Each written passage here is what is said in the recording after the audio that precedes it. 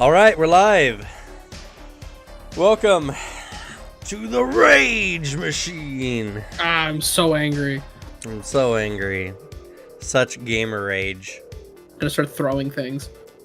Actually, Yeah. talking about gamer rage, I did a day or two ago punch a hole in some drywall. Oh yeah. Because we had drywall for the film we're working on, and we were all done, and the drywall's just gonna rip down in like a few days.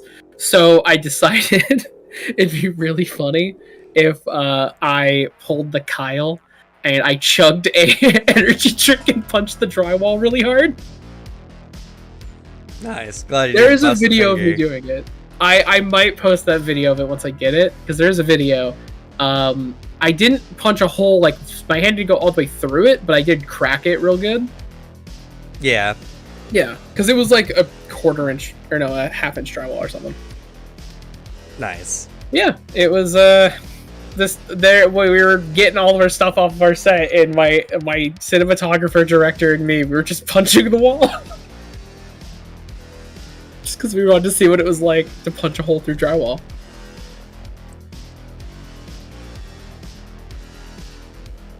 But yeah, man, this last week has been nuts for a variety of reasons. For me, anyway. I guess for you too, because you finally finished your project. Finished my project and finished my required bits on other people's project.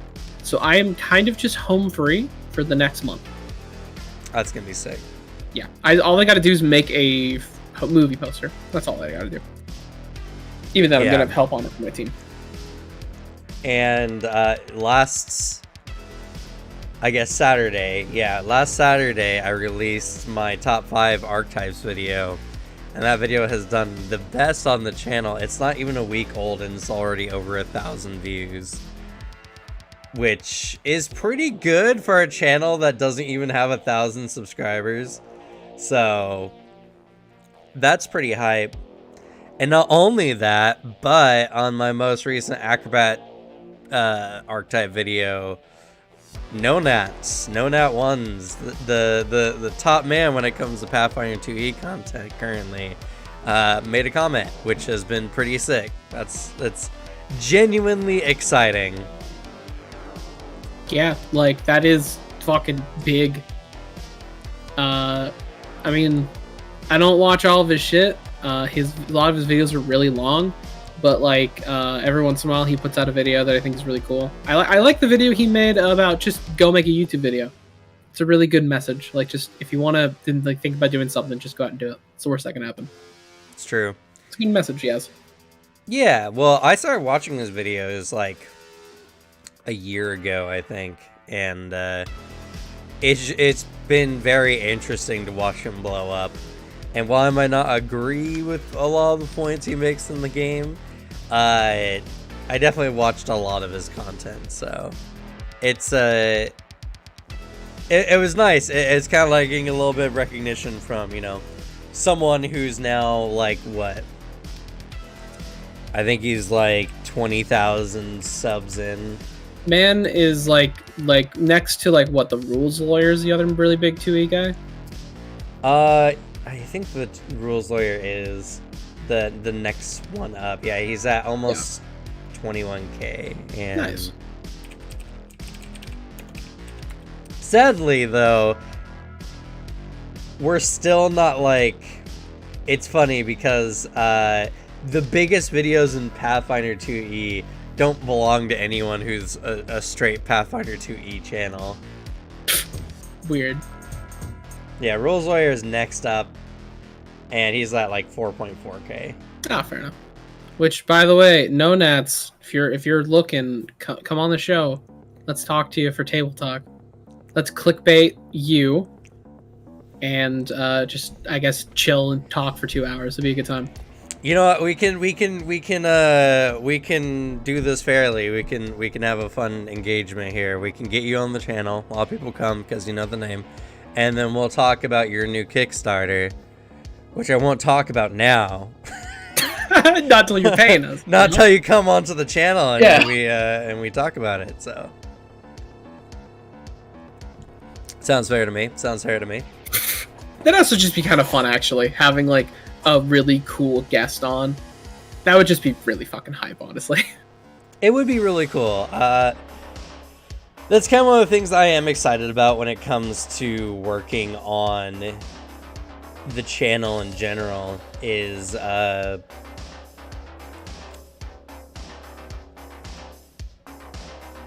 before we get, I'm very excited to start interacting with other members in the community,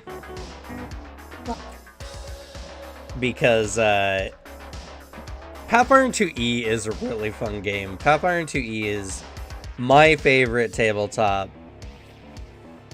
as far as active tabletops in the community are, and that's as a game, it's my favorite. I really enjoy it, and I really like watching other people really enjoy the game too. But like all things, nothing is sacred, nothing is holy. Y'all would be so surprised, or maybe not, at the level of hostility in the tabletop community. What? The tabletop community? Upset at each other? Excuse me? For a cooperative narrative game, I never would have dreamed of the amount of just vitriol that comes out between players. It's crazy. It's like, for instance, I'm making videos, I'm talking about what I like about the game, but if you say one thing wrong, people come out of the woodwork to make sure you know that you did something wrong. And that's okay, and I've had plenty of people do it respectfully enough. But then you get the people who come in and they're just like, who are you? Why are you even making videos if you're gonna get everything wrong? I've recently had to, like, destroy my nemesis on the channel because they were going after other people in the comments section. And oh shit.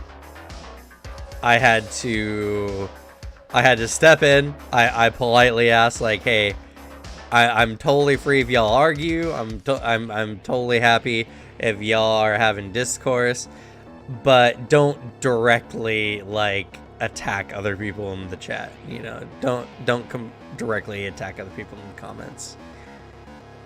And because they were just like, oh, but I guess it's too hard to read, isn't it? And it's just like, that doesn't belong here. That doesn't belong here. So they're gone. I've erased them completely. Yeah, don't be a fucking asshole. Like, stop it. You can dislike my viewpoints. You can come onto the comment section and completely hate on what I'm doing. That's fine. Hell, you know what? Even if you say things like nasty to me, I'll probably just be like, whatever. That's the internet, right? But I'm not gonna have my comment section hostile for anyone else to participate in. If you leave a weird, dumb, angry comment, I'm probably gonna make fun of you a little bit. Like, that's the most kickback, but actually attacking people ain't cool. I mean, if you leave bad or lame comments, I'm gonna make fun of you just in secret, but you know. I'll do it publicly. You'll do it I'll actually respond. I know you will. I have a little bit more tact than that, but No tact. No tact. Just make only fun. attack. I still, man, I'm fucking waiting for someone to make a giant paragraph, like really long, angry piece about why you're wrong about a class or archetype, just so I can go like, nah. No. Nope, you're wrong. No. Never expand on it. Face. What? Why am I wrong? Huh? Prove me wrong. No, you're just wrong. No, it's not true. I read the book. Just fuck with them. That's what I'll do. Yeah, exactly. Don't hate the player, hate the game. See, that's the thing, though, right? A lot of the hate comes from how they think the game should be played. So they're directing it all at the players. And this is a battle as old as D&D itself, you know. Because D&D originally was a war game, you know. It was like a war game, only you're playing some of the actual like people in it, and you're going around. And it was designed by you know, Gary Gygax, who's a very war game player. And back in that day, you know, he was a very adversarial DM. He was someone who was trying to kill his players. And that established a level of, like, it's the players versus the DM. Because that's what he thought was fun. And, like, fair enough, right? He made the game. He can do what he wants. But as it has gone up in popularity, it just doesn't belong to him anymore, you know? And it doesn't really belong to anyone at this point. It's grown beyond that. And so now there's so many different sects of players. I don't know if any of y'all have heard of the Grognards. You know what a Grognard is? I could probably guess. Like, I've never heard the term, but I feel like it is like people who played really, really old D&D play like Grognar the Barbarian kind of person, just no character, just hit things. Close. Am I close? Grognards are people who played like the old style of D&D, and they prefer the like, oh, well, we play all non-magic casters, you know. They liked D&D back when you had the one wizard maybe, but D&D was made up of the fighters, and rangers didn't have any weird nature magic, and you know, there was the rogue and like nothing else. And a lot of Grognards have very like archaic ways of thinking about the game. They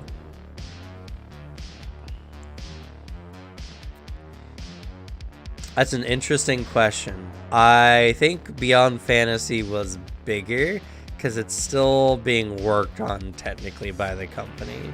Yeah. Actually, I'm in an Anima Discord, like the Spanish one, and I'm pretty sure it's still being worked on, but it's on like a little bit of a break because apparently, if this is completely true, I'm misreading it because I don't speak Spanish. Right. The lead designer was diagnosed with cancer, but he got over it. That's good. Yeah, like he got like throat cancer, but it's like remissing right now. It's in remission. It's like he's fine, but like, well, I mean, it's still there, but you know, just monitoring it now. They caught it really early. But there was a bit of a break, I think, because there's a channel in this Anima server I'm in where I think it's like actually one of the guys running like the company. Oh no, like, I'm a part of their Twitter. Yeah, but I haven't they heard haven't posted anything in a while. Yeah, no, it's just there's a channel here called probably in Spanish the author responds, and I copy pasted some of them, and it's just talking about like how work has been slow because hospital. Yeah. But like, so glad they're better. I really hope that they can make a game they want, not the game people want them to make. Double down, Anima designer. Double down. Don't listen to people like Cam over here. Alex, you're the last person I'd consult on game design. What? I have great ideas. You have great ideas. I won't say you don't have great ideas, but you also just like the weirdest shit. Yeah. Yeah. It is important for just weird concepts to be allowed to thrive, including when your weird concept makes the game not function as intended. Makes the game broken. Yeah. I don't break Anima. I just like that it barely works and it's held together by like spit and like tape. Yeah. Actually that's funny because that's kind of the next part that I mean, well, first of all, like Grognard's right. They're one sect of the community. Then there's the hardcore war gamers because like there's a lot of people who aren't frustrated with the way D&D and Pathfinder are going nowadays. You know, a lot of people do enjoy the games as they currently are at. You see it even in D&D 5e, which is probably the least wargamey of tabletop currently, or at least the D&D style anyway. Because you see, like, there's hundreds of channels on YouTube about people trying to break the game and people talking about the meta. There's this new like rules kobold guy who's been making videos about like all kinds of stuff like that. And like you'll see a very common trend in a lot of these videos where they'll just straight up say something sucks. Like, don't take that, it sucks. Do this instead. Or, you know, you have to take levels in Paladin because being able to use Smite, you just do more damage no matter what. Like, it just, you inherently just do a lot of damage. And, there's all kinds of channels out and around like that. Is you know, a bunch of people who are just like the Roll20 guy when he said he was leaving Pathfinder. Oh yeah, that guy. And or Taking 20, what was it? Yeah, something. It had 20 in there. It's a D&D like name. It's got to have 20 in it. Taking 20, yeah, the Taking 20 guy, who his video still pops up in the top, you know, like 50 somewhere of why I'm quitting why I'm quitting Pathfinder. You know, where one of his main talking points was, if you play suboptimally, you're choosing to play bad. That's weird. Yeah, isn't that just the strangest thing, right? And that made the biggest kerfuffle that's ever happened in the Pathfinder community. Like, that one video sparked like 20 other videos, plus his 2 response videos. Doubling down on it. Yeah, it was not a good take for sure. People heavily disagreed with him. And this was even before like most of the books were out. Like, his video was before, I think, even the World Guide book or the Character Guide came. Hot take, but okay. Yeah, well, like, his biggest thing was, like, there's the illusion of choice. You're gonna play in a very specific way, no matter what. Because if you decide to play in a way where you're not doing the most damage possible, you're choosing to play the game poorly. Which is not what tabletop's about, you know? No, if you're playing like a war gamey, like dungeon crawl, probably, but like, I guess the point is like you're playing a character that you like and a character you find fun, and what people find fun doesn't always have to be suboptimal or optimal. It can be like something you pick, like I pick this archetype because it fits my character. Does it give me a bunch of like a lot of really good shit I can use in combat? Like, not really, but it helps make my character have more flavor. Like, it's the enjoyment you get out of it that matters in the end. Yeah, and that's the thing too, is a lot of people like just busting the game up. A lot of people like making very optimal builds, and like that's okay. That's totally okay. But keep that to yourself. You know? Like, that's, well, I mean, in the end, everyone just plays differently. And, you know, even those people dislike people like us who talk about, no, just have fun with the game. They're just like, these people are the reason why I can't have my epic dungeon runs. Because whenever I play, there's always someone who has to be a Care Bear and make a passive character or something. and I can't have my epic battles with these very hard dungeons. I can't get super sweaty because someone's gonna get insta shot and then complain about it. And you know what? Like, I can kind of see that. If you want that grind out of the game, I can see that. Hey, thanks. Epsilon is greater than. Was Epsilon greater than? Who knows? But thank you for following, regardless. Like, it's the kind of deal that could be fixed with just know the game you're going in, like coming in. Just like, hey, what's the overall vibe we're doing? We may do more fighty, do more talking, all that stuff. Hello. Hello. Yeah, well, I mean, like, and that's the thing too, right? It's always good to communicate. It's all literally all tabletop is communication. Yep. Communication and rolling dice. And that's like, everyone can play the way they want to play. The grognards who want to play old-fashioned D&D more, all the better. But you get it all the time, and you'll get them coming into videos or jumping into forums or whatever and saying, I hate this version of the game. I think it's terrible. And it's like, you know that meme of the group of people talking and someone gives like a hot take and one of them like comes up and gives them a thumbs up? I love that fucking picture. I love that meme. It's so good. The thumbs up then goes right back to what they're doing. It's just like, cool, you can dislike the game, and then we're gonna just do what we're doing. Like, that's exactly how I feel half the time. It's just, so many people in the community are just full of vitriol for no reason. And I mean, like, yeah, that's the internet, but it's just so bizarre in a game like tabletop games, because the whole point of them is they're cooperative narrative games, right? That's like the least sweaty game you should really be having. Yeah, like, if you want that experience, just play a war game. Go be sweaty in a war game. That's the experience. I do not approve of all these pun ableists in this chat. I am like partial on them. I usually am pun Switzerland. I can disagree, but I will not like condone or disparage it.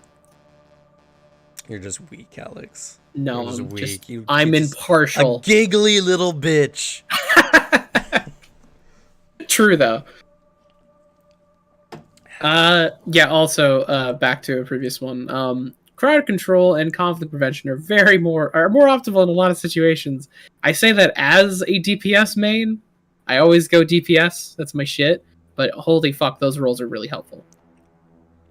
Well, and I mean, like, my tier list video, which, by the way, that video has been busting through the ranks as well. It's my top 6th video currently. It's gonna kick Druid out of the front page, which I feel so bad because Druid worked so hard to get up there. Get rid of Druid. No. Delete that video. Druid is doing so good. Yeah, but Druid has been a fighter. I never thought Druid was doing terribly for like months, but now it's just been climbing up in the ranks. I swear to God, if you don't delete that Druid video, I'll have some real gamer rage. Some real gamer rage. Start. You know, I can't take you seriously. You played a half plant demon dude, so I didn't make that though. You were the one who was like, "You're a plant person." You I was like, said, "Okay, it's actually kind of cool." I did. Shut up. I did say it, but if I had my choice, I'd still be like a whole demon from like hell and all that, instead of a fucking walking plant man, because plants are lame. We're in a Gorka Morka game. Nice. Oh man. Make sure you pray to the right one. Yep. Fucking Gork and Mork are the best. I love them. That sounds like a really fun game, honestly. Which system was that in? Did you do one of the Warhammer systems, or was that a 5e thing? Yes, that's why I don't believe in flowers. They shouldn't be eaten. Flowers are lame, and they're plants. They're outside where the dirt lives. You shouldn't be like. They're outside where the dirt lives. That's not my line. I'm sorry. That's of my brother me bit that I think of all the time. It's like your blood's on the ground where the dirt lives. I just really like that statement. It's a very you statement, that's for sure. No, lavenders should not be eaten. They're plants outside. I am not a deer. I'm not a rabbit. I'm a human being. We're not going to touch that one because that conversation would never end. Yeah, and I'll get angry. And I don't want that. Oh, yeah, no. I'm like a ticking time bomb, you know me. Yeah, I'm sure. That actually does remind me, though. The community post has been also very popular lately. And surprisingly, Blades in the Dark has been slowly creeping up on Vampire the Masquerade. Like, Guys. Vampire the Masquerade had a super big showing right at the beginning, but all the Blades in the Dark fans, even the Warhammer fans, have been slowly climbing it up on it. So Please, Warhammer. Please, I want to play that system. Cyberpunk Red has done absolutely terribly. Yeah, it's not been doing great. It's not been doing great. That's for sure. Which I'm a little surprised at because I'm curious about it, but the audience obviously is not. I mean, you put Vampire the Masquerade in there. That was like a surefire is going to get a lot of votes. But like, because it's VTM. VTM's popular. I feel like it is one of the most like popular non-D&D. I would say it is the most non-D&D popular game. Because it's the one I've heard the most. Like, I knew what Vampire the Masquerade was. Like, as around the same time I knew what D&D was. Like, I've heard of VTM. It was never just playing it. Yeah, and also VTM is very cool. It is a cool system. It is a cool one. And one of the reasons why I put it up there is I know people are going to be excited about it. So, we'll see. We'll see if Blades in the Dark passes it up and Vale can finally have that catharsis. But we have, it is Sunday. Sunday will be the last day any of y'all can vote. So if you want a game to win and it's getting close, or it's maybe something else is getting too close to it, have your friends jump on, make a bunch of votes. That's all I can say. It's I don't care either way. I'm excited for any of the games that come through. And audience, please just change your vote to Warhammer. It's not too late. Change your votes. Change the vote. Stop the count. Let's see, Blood Axes sabotage the paint squibs with contaminated fungal beer in the PCs. Knob slammed his power claw on the hood and exclaimed, "They're putting chemicals in the water to turn our frogs gray." That actually sounds like an orc plot. Rogue Trader. That's important. Oh, okay, yeah. Yeah, that's interesting. I know there's is that the what is that the one that's also around the same time with Dark Heresy dropped? I think. Close, yeah. I know it was either Dark Heresy, Rogue Trader, or just a standard Rogue Trader. It always throws me off because the first edition of Warhammer was called Rogue Trader. Yeah. Like a 40k, so it always throws me off. Gray, if you change your vote to Warhammer, I will go to my local that energy drink mixer place and get a lavender drink. Oh no. I like Warhammer. The things I'll do. I need proof though. I need verifiable proof. Gamer Rage. Now I can't talk about a lot of my experiences because one, the channel's not big enough where I can just pick nobodies from the comment section. And two, like, I'm very serious when I mean anyone can come and have a discourse or whatever. But y'all can talk about your individual experiences about what kind of gamer rage you've come across before. Because... that's very fair. I don't want to call out like a commenter. Well, it's again, very easy to find them. There's no reason for me to make the comments a hostile place for anyone who comes in. Yeah. At least no one that doesn't deserve it. I did mention the person before who is coming in attacking people, and that what they did was fair game. They deserve it. It's whatever. Still not going to call out their name or anything like that. But there's someone who's definitely had a lot of hot takes, and they were just like, the moment that right before I banned them, like the last line they said was, I'm just looking for integrity and honesty about tabletop. And I'm so tired of hearing this, especially from a bunch of people who won't let me say the G word. Like a bunch of hypocrites. Oh, that person. Yeah, that person. Yeah, fuck that guy. And this is someone who's been hostile, but mostly towards me in a lot of my comments. A lot of the videos I would come out, they would come on and just say like, no, you're wrong for this reason, that reason, and this reason, whatever. And that's fine. I don't care what anyone says to me, honestly. It's when the people come on and start attacking each other in the comments section, like, hell, you know what? If I could be the common enemy in the comments section, that's just algorithm and content for me. Oh, that's yeah, more fine. comments is better algorithm. There's no reason to not, you know. But I won't stand for people coming around and making it hostile for you to make your word known. You want to say something? Do so. But if you're gonna fight, do it off my Discord or off my channels. I am not a person who like lurks in like forums or a lot of that stuff. The most I see like gamer rage is from like Twitter, though primarily it's someone makes a really weird take and then people just make fun of them for an hour. A lot of times, yeah. Yeah, because like I also as a person, like I can't really relate to the idea of getting really angry over like tabletop or just games in general. I'm not that kind of person. My strongest opinion, I mean, even like when it's a thing of like I just genuinely don't like something, I'm also not going out of my way to tell people who love this thing that their thing sucks, because that's not cool. Yeah, and it's kind of weird. Like I have a lot of like opinions that a lot of people probably don't like agree with. Like I'd say the one I get like more flack from my friends on that I'm actually really interested in just talking about is like, I personally do not like Star Wars. I do not like the movies, which isn't a crazy opinion. I don't really like the universe. I'm not a fan. But I really like hearing why people like it. Man, it's like you said that, people just dropped out.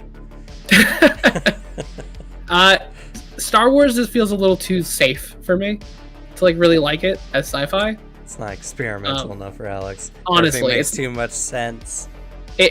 Honestly, and Yes. also it's really bad when you make a universe and the fan theories are significantly more interesting than the canon lore. I don't know. There's a lot of little reasons I don't like it, but I will say there's a lot of Star Wars content that slaps. Like the video games are really fucking good, and the Clone Wars is amazing. It's true. All true. You know, like I would never someone being like, oh, I'm really excited for the new Obi-Wan show. I'm not gonna be like, Star Wars has always sucked. You're an idiot for liking it. It's gonna suck too. I would never do that. George Lucas is a hack. I mean, I believe that, but I'm not gonna go out on Right. and preach it. Yeah, and that's completely fine. Yeah. Heck, on this channel, we are not afraid to bash D&D 5e from time to time. But I always make an effort to say, D&D 5e is a great game. It's uncontested with it how popular it is, and it's just honestly not the same style as games like Pathfinder. What it does well, it does really, really well. And to be fair, a lot of our frustrations come from the fact that we like D&D 5e, but things are frustrating when you play it. It's a frustration of playing it, liking it, and wanting it to be better. Yeah. That's where it is. It's honestly, it is a frustration out of love for a system and of a game that brings a lot of people together and like brought us together.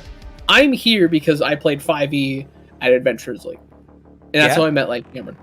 Yeah. And so like I owe 5e a lot. I have problems with the design, but I still enjoy it. I met my fiance playing D&D 5e, running games. Yeah. So, like, it's yeah. Oh yeah, I'm in a 5e game. Wish the system was better. The biggest thing about 5e really is it's a great casual beginner's tabletop. And if everyone is new to the game runs pretty well, pretty flawlessly. When players start understanding the game, that's when it gets broken. When DMs start understanding the game, that's when the lack of systems starts really showing. True. It's a game that's best for people who are new to the genre than it is for anyone who loves it. Yeah, that's a good way to put it. Lovingly bashing on the system. We insult because we care, but also we should not make this stream yet another guys 5e. Yeah, please. It's not. Please. But yeah, so right. And you run into this all the time, and to be fair, there's a lot of people out there in the tabletop community who play really selfishly, and it generates a reasonable amount of gamer rage when you have that rogue in your party who cannot help themselves and have to pickpocket literally everything and everyone, or players who ruin scenes because their character's doing something weird or the player just gets bored with the scene. Whether it's the barbarian who isn't afraid to punch like the king, which really would be funny if it didn't ruin the whole campaign, Like, there's people out there who do things that just are very much not in the thread of we're all here trying to tell an interesting narrative together. They like to do things for themselves. And that frustration is understandable. But someone who makes a build they're really excited about does not deserve you to go and poo-poo all over it. It's what my character would do. The worst line ever. God damn. Which is not even a statement I inherently disagree with. But I inherently disagree with it in the way that's used a lot of times. It is a valid statement for a lot of people, but it is also used as a very just flat excuse. Yeah. Like, it is said often, like, but it's what my character would do, like, in that whiny, like, excuse, like, but my character would just stab this child.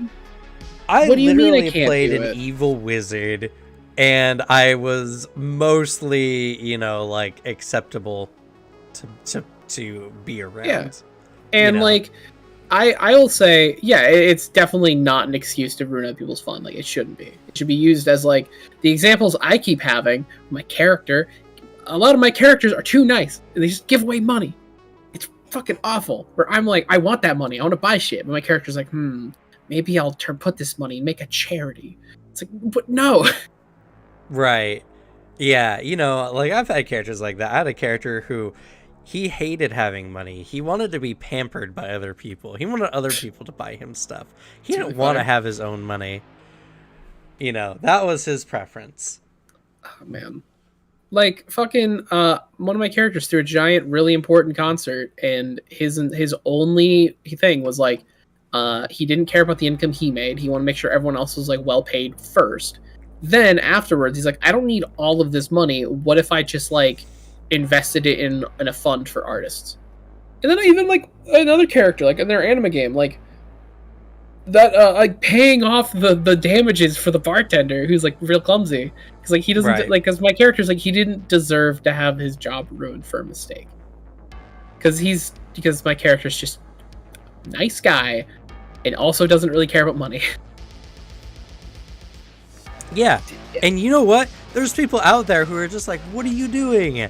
Why are you giving your money away? That's stupid. Why would you ever do that to someone who's not even a real person? That's my character, though. That's what my character would do. Yeah, see? Yeah. And that's exactly like the thing, right? That's the...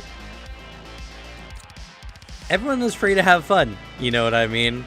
and do their own thing. If you like going through meta busting, going through dungeons and doing the most damage, if you get upset when you perform like a little suboptimally, that's fine. But if you're looking over your party members' character sheets and telling them what to do, or, you know, getting frustrated because your party members keep doing really silly things, this is something I've also seen quite a bit in Adventures League, then you're not the kind of person who should be at a table, you know, or you should find a group that is better for you.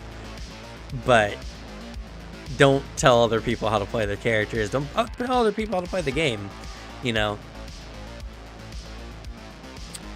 It's real weird behavior. Have y'all read the parlay move from Dungeon World? I used to violently hate high roll to persuade, deceive, intimidate players until I learned to use the leverage concept from that system. No, I haven't heard of that. Haven't heard of that. If you're talking about other players,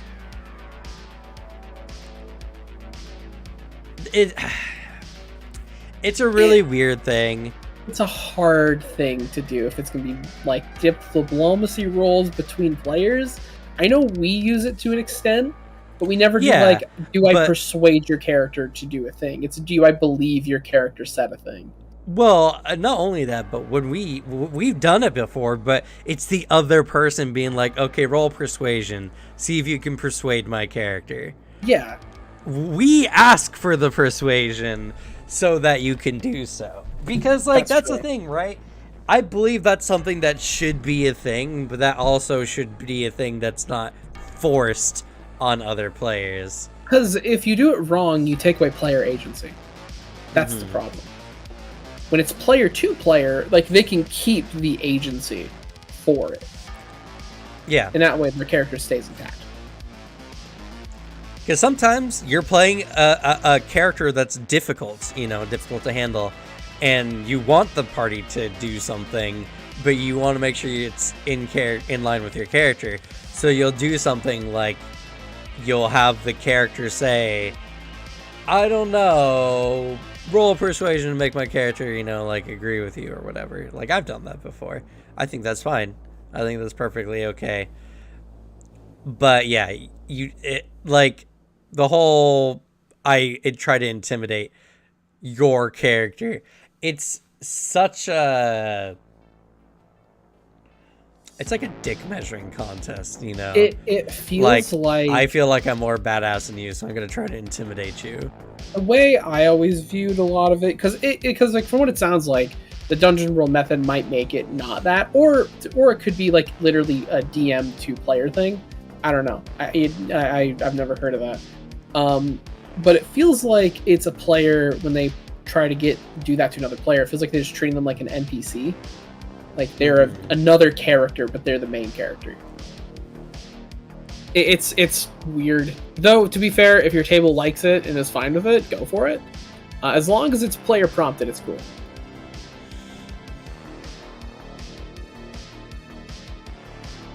I'll have to wait for the rest of that one. Trying to see the rest of the comment. Got that bad internet, huh? But, you know, it's just one of those things where most of tabletop's gamer rage comes from people who just want people to play the way they do. Like, sometimes, and other times it's because they want to do the things they want to do without being told no. I can't tell you how many times players have gotten angry at me at Adventures League because they want to do something so annoying and I tell them they can't. Yeah. And one of the big ones was, can I mend their wound closed? Like, it's just a sword cut, right? You were saying it was just a sword cut. That can't be more than an inch wide. Can I mend it?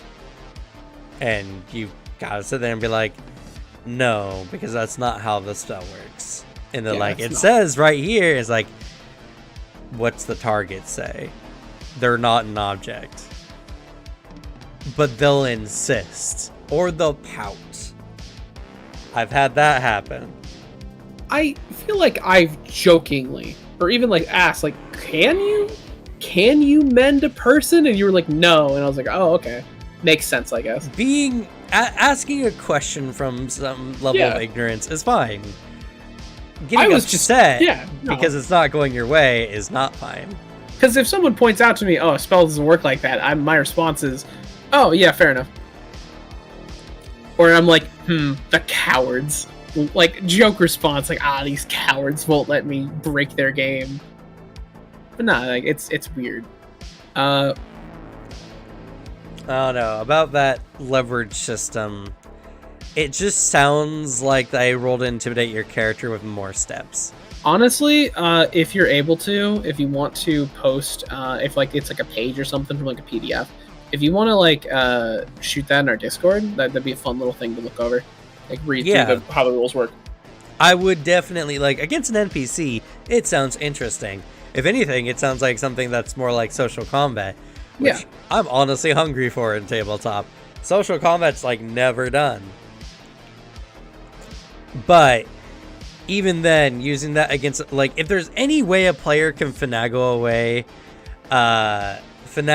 way to force a player to agree with them, it's a no-go. No matter how deep or complex the system may be. Is a corpse an object? Yes, that conversation is also somewhat frustrating. But that's mostly due to D&D 5e's lack of clarification on the subject. True. But yeah, totally. Like, post that in our Discord if you're able to. I know you mentioned you have some shit internet, so it might wait. But like, I'm very curious to see what that system is, especially like reading through like the official rule on it. But if any of y'all have like some rage stories you want to share, feel free to do so. Vent here.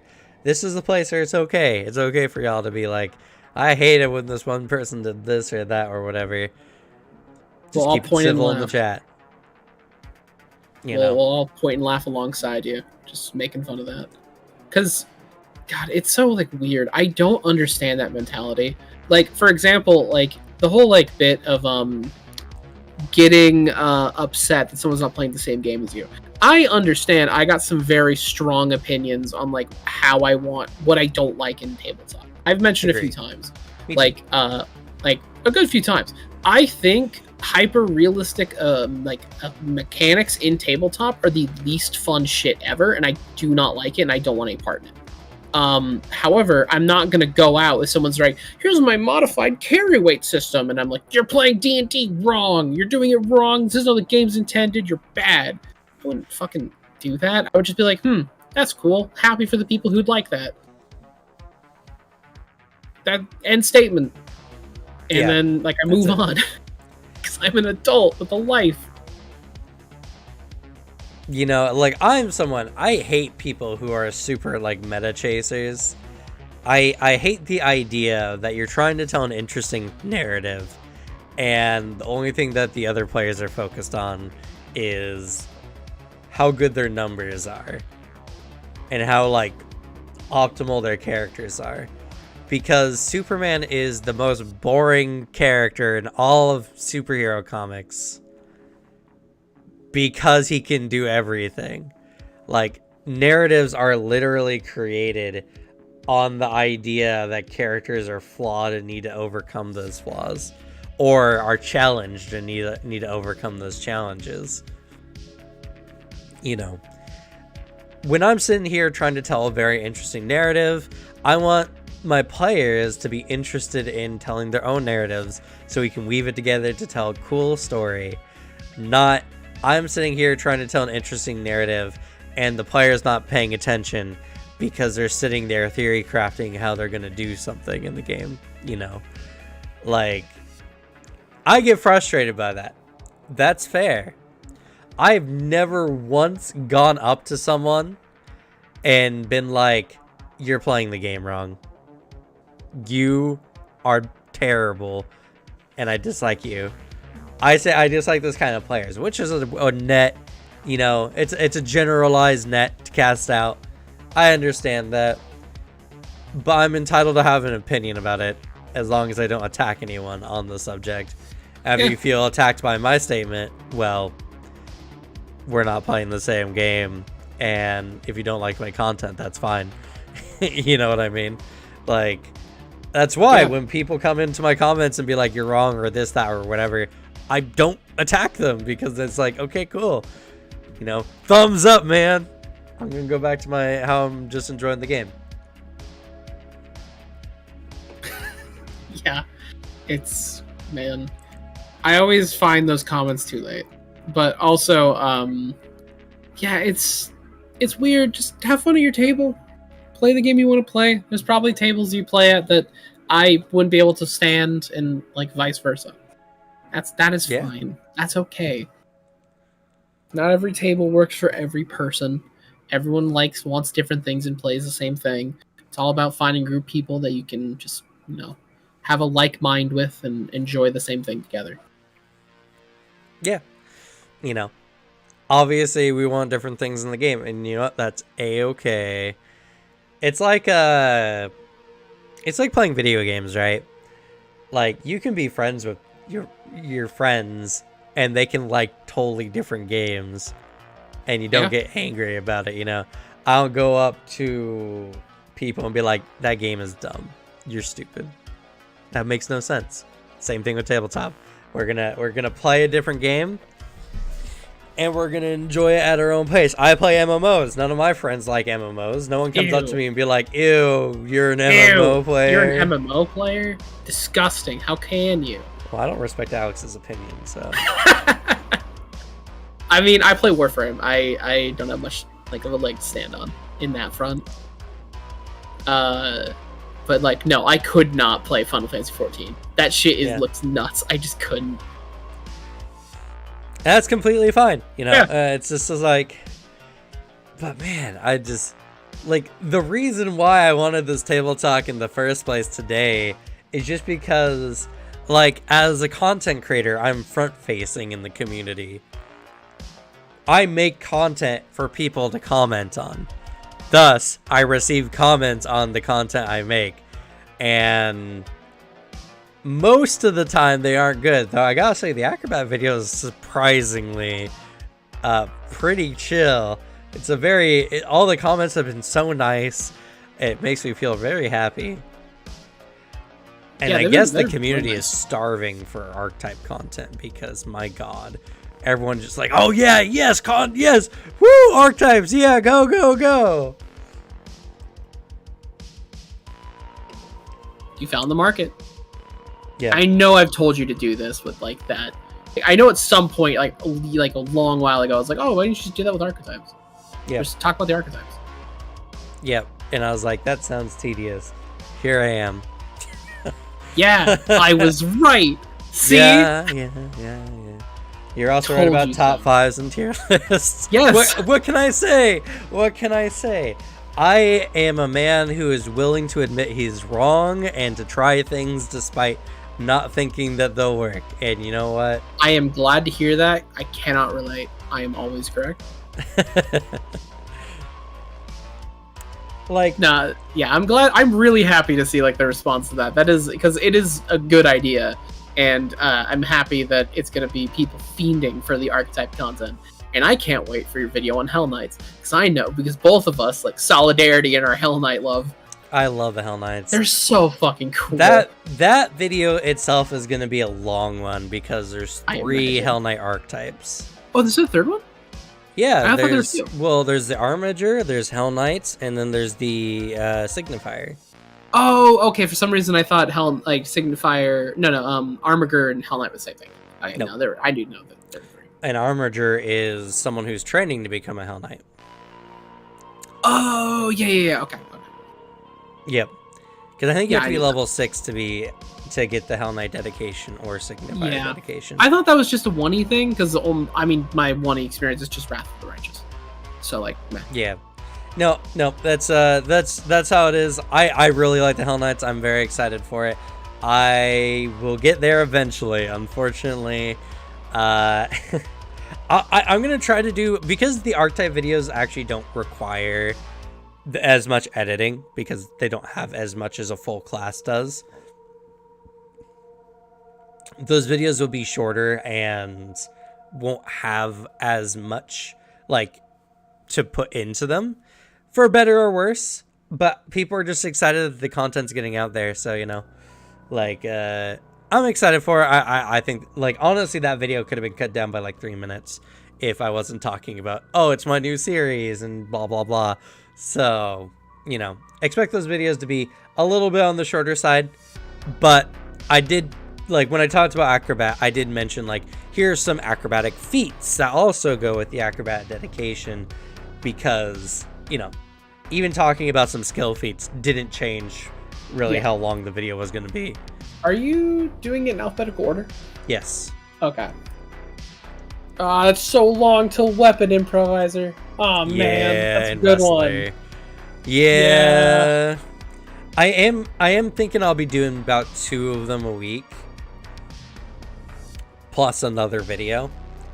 If I can do that, if I do 2 archetype videos and 1 other video, I'll be happy in the week. Yeah, that's a good nitro note. And like I said, it honestly, it took me about like an hour and a half to make the video, which is very short compared to the class videos, which took me 3 to 4 hours. Yeah. Honestly, Dead Phoenix, I completely fucking agree, because that's exactly what I did. I ignored archetypes for the most part, and then once free archetype, we actually imposed free archetype, I paid a lot more attention to them. I advocate for the free archetype dedication. The free archetype rule all the time, just because it just makes the characters better. And like Pathfinder has proven time and time again, even with something like free archetype, it doesn't break the game. It doesn't make this system like unbearable for the DM. I still can challenge my players with relatively the same level of combat challenge despite the free archetypes. It gets a little bit more nutty when you get past level 10, because we've played a couple level 15 like sections now at this point. Like, I've had a couple level 15 one-shots, and then my fiance ran, like, a character arc that we were playing all level 15 characters in. And at that point, they offer a lot, because it can make your class just, on top of it being already pretty strong at level 15, also just have a lot of their weaknesses accounted for. But, in general, I don't think it's that bad. Honestly, I think it works pretty well, and if it just means your DM is throwing like an extra monster at you, it's not that big a deal. Yeah.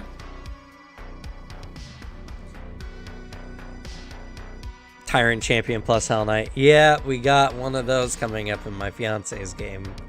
It's a Kobold Hell Knight who is obsessed with getting power because he hates feeling weak, and is now like trying to enslave other kobolds to establish a hierarchy. So yeah, it's interesting. We'll see what my fiance will do about it. I feel bad for her.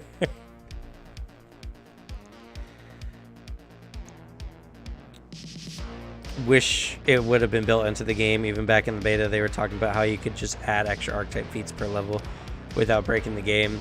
Yeah, I like the fact that it's an optional rule, because if you want something more simple, like when you're starting the game, you don't want to make it any more difficult than the game system already is, because Pathfinder 2e is a big step up if you're coming from like 5e or you're coming in fresh. Yeah. So I don't mind, and most people accept it anyway, even if it wasn't built in. So, you know, what's the harm other than the fact that a GM has a much more justifiable way of saying, I don't want that in my game right now. You know? Yeah, I think it should be. I think it should be considered as a normal rule. Like, it should just be rule of the game. Like, have that, because it just makes your game better. But on the other hand, I'm also a big fan of the more optional rules, the better, because like let your game be fully customizable. I love it when it does that in video games. When like before you start the game, you can customize exactly what your experience is going to be. So it makes your game stronger. I agree. But it should be considered like actual rule. Yeah, like it's I like it, and I honestly don't play without it now. I think it's a really good system overall.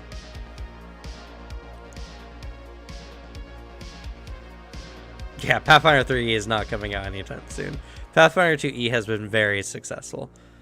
It's been very solid. But yeah, you know, honestly, I thought I was gonna have more rage gaming to talk about, but mostly it was just, man, I hate rage gamers. All right, now what's next on the docket? Which good, and then good that people don't have a lot of experience with that, because you don't deserve that. Most of my Pathfinder games are still first edition. The campaigns have been going on for years in some cases. Yeah, and that's completely cool. That's another thing people rage about. I have all these people coming into Pathfinder 2E forums saying how much better Pathfinder 1E is. It's like, again, it's that same meme, like, cool story, bro.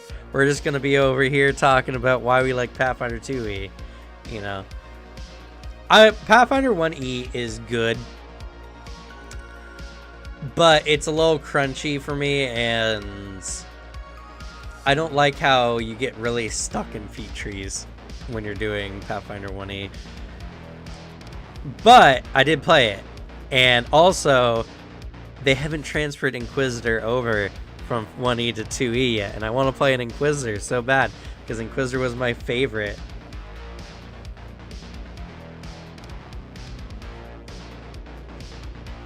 Oh, thanks, Christopher Williams. Oh, check that out. I just found it. I can like read it out. So parlay, the basic move. When you have leverage on a GM character and manipulate them, roll charisma. Roll plus charisma leverage is something they need or want. On a hit, they ask you for something and do it if you make them a promise first. On a 7 to 9, they need some concrete assurance of your promise right now. So it's just a way that makes it so like, yeah, I'll do a thing for you, but you got to do something for me as like a game system. Also, this goes against our fears of it being like a player versus player thing. This seems to be a player to DM thing. Well, yeah, but Christopher was talking about how it can be used NPC or PC. Oh, fair enough. Before they agree. If it's a thing you agree on like beforehand, yeah, totally. If all players at the table agree with doing that. If it makes a player consider the situation and think of a reason why you might be able to convince them, sure, why not? But again, it's just the same thing with more steps. If it's like, okay, you got to tell me something I can do for you, and so you'll agree with me, like that's not gonna fly. You know. Granted, some players are not as roleplay savvy and would need a gameplay like rule to help them promote that roleplay. I think it's interesting. I do. I think it's something that's that makes the player consider the situation and consider how they might go for it or whatever. Excuse me. But it's certainly better than an alternative of like, I roll persuasion, I got a roll, I do it. Right. It's at least the other player can like bargain with it a bit, and that's interesting. That's discourse. That's, you know, that's an exchange, and that's okay. But I'd love to see that in play, just to see how it works. Yeah, you know, something I might even think about, like, okay, is there any way your character can be convinced? You know, what can they do? Maybe I'll mention that. I don't know. I think it's interesting. Again, it just, a lot of it just boils down to the idea of there shouldn't be a rule on how to make another player agree or disagree with your character. And I feel like the same thing can still be accomplished by, you know, you just saying, okay, roll persuasion to try to convince my character or whatever, you know. And unfortunately, it's a cooperative game, so you gotta cooperate or you gotta make compromises. And this is a way to make a compromise. So I think it's very interesting. With a table full of good players, I think it'll strive. If a table with a few problem players, I think it's going to struggle. But, that's a lot of mechanics. I disagree, but only because if players want PvP, they should have it. But only the ones who are consenting to it, I PvP requires agree. consent. Yeah, I agree under the caveat that, like, if everyone at the table is okay with it, it is cool. And even then, be careful. But I also am under the opinion that, like, 99 out of 100 times, no PvP. Well, yeah, I mean, like, you definitely should not attack, steal from, or do anything to another character without consulting that character first.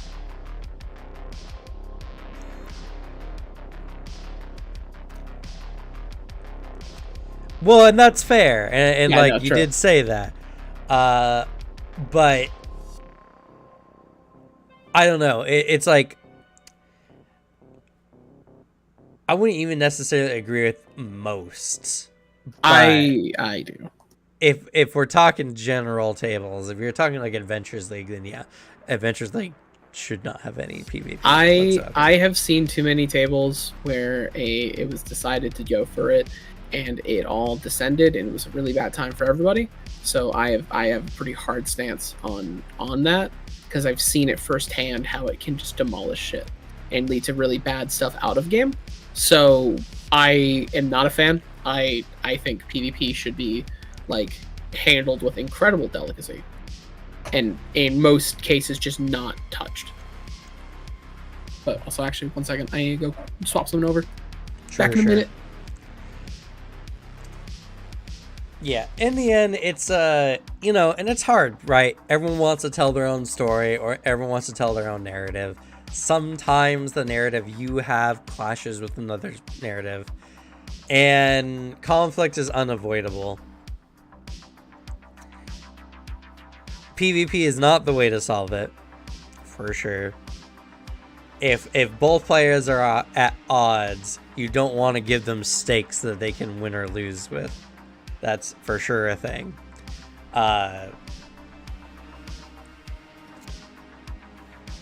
It's just a thing of, like, again, the whole premise of this chat today is just the ridiculous idea that this is a narrative game. It's a narrative cooperative game. There should be little to no antagonism between players, or players to DMs, or DMs to players. It's ridiculous how much the community gets polarized on very simple things. Not that there aren't problematic behaviors that should be addressed. There are. But something as simple as just how you build your character is a topic for debate sometimes, and that's just not okay. People should be able to play exactly the way they want to without anyone coming in to say otherwise.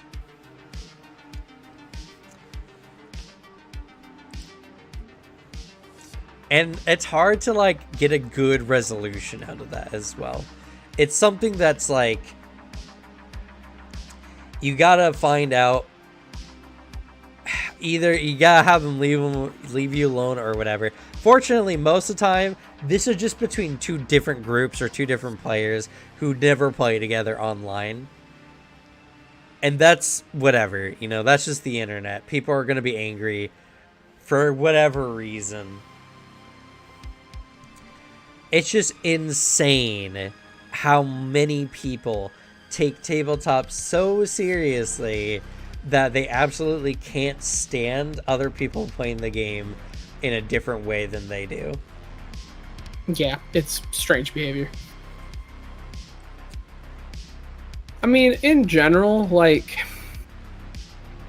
it ain't that deep. You're playing a game with your friends, or just your people you can at least be nice towards. It's not, like, that important. You don't have to, like, I guess, stress about it way too much or take it that seriously. It's a game at the end of the day. Yeah. It's something I can't really relate to, but I know a lot of other content creators can, where they're playing a game, right? And they're having fun. They're exploring, and people in the chat are getting legit angry at them for not picking certain options, for not building in certain ways, for not being knowledgeable on a game, not looking anything up. Like, one thing that's really common in MMOs is if a fight's been out long enough, which is honestly more than like a month, you should look up a video to run the content. And that's lame, right? You want to discover the content, you want to figure out the fights yourself, and you want to have fun with that level of discovery. Yeah. But it's a very common thing in the MMO community where it's just like, if there's videos out on it, you should be watching it. Don't slow us down with your desire to prog the fight, And it's super toxic. It really is. My favorite response to that was I saw a streamer playing Elden Ring, and people were like, backseat gaming. And so what she did was she followed them like maliciously compliant style to the letter. I was like, okay, yeah, I did that. Oh, you didn't say to attack, though. Right. Oh, you didn't just say to attack with a weapon? I am attacking. And then at the end was like, how about this? How about I play the game and you watch? Who was this? I feel like it was Shenbai. I don't think it was Shenbai.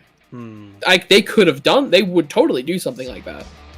Because that's in character, but it was a different YouTube, streamer. It was a VTuber, so I have no fucking clue. Oh! I think I've seen that one before, yeah. Yeah, I don't watch VTuber. It popped up on my feed, and I was like, entertaining, and I swiped past. Yeah, I don't watch VTubers all that much either. No, Still do, though. Sussy Among Us.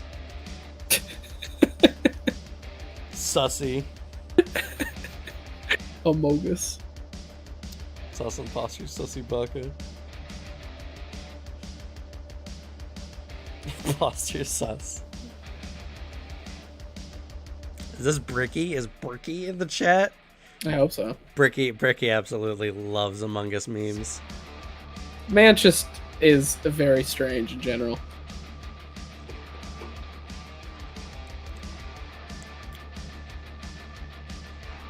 Having options is fun if you already know the game, but sometimes simplicity is better. Yeah. Sure. Sometimes completing a character aesthetic is better than playing optimally. I'm definitely of the kind of party of like I thoroughly enjoy playing in a style that's I'm trying to accomplish a character aesthetic, and playing that aesthetic means more to me than playing efficiently. Now, a lot of my character aesthetics have efficiency built in, but making right now a dual class free archetype plus ancestry paragon, building a human damn firefighter plus tyrant champion plus hell knight. That sounds awesome. Negative healing and crits all the time. Woohoo.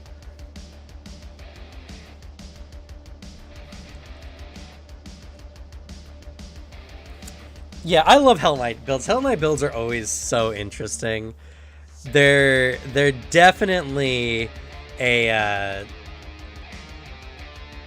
the class is so aesthetic. The class is so interesting, and I